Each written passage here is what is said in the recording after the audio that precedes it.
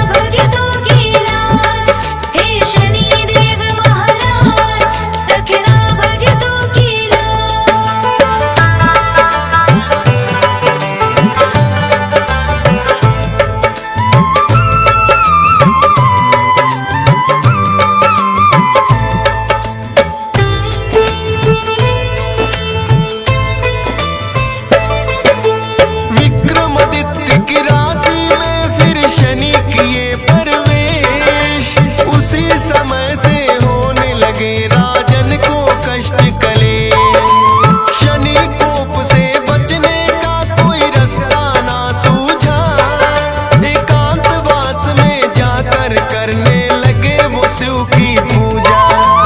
कहने लगे भोले हे राजन शनि शरण में जाओ, माफी मांगो अपने पाप की, चरणों में शीश झुकाओ। राजपाट छिन गया राजन का, नगर में पड़ा अकाल। उजड़ गई उज्जैनी नगरी, जो थी कभी खुशहाल।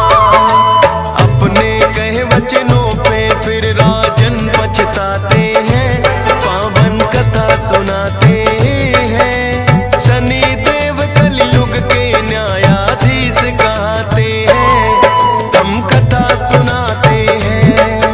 हे शनि देव महाराज, रखना भक्तों की लाज। हे शनि देव महाराज, रखना भक्तों की लाज।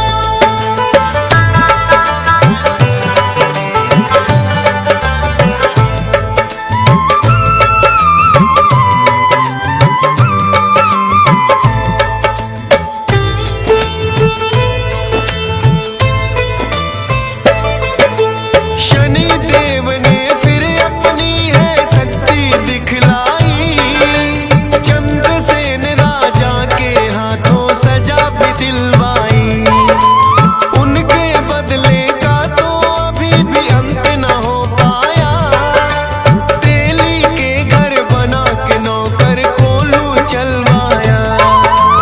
राजा विक्रमादित्य ने आखिर अपनी हार ली मान, शनि देव से माफी मांगी और करने लगे ध्यान। शनि देव ने होकर खुश फिर उनको माफ किया, अहंकार था जो राजन को पल में साफ किया। राजपाट वो राजन का फिर से लौटाते हैं, पावन कथा सुनाते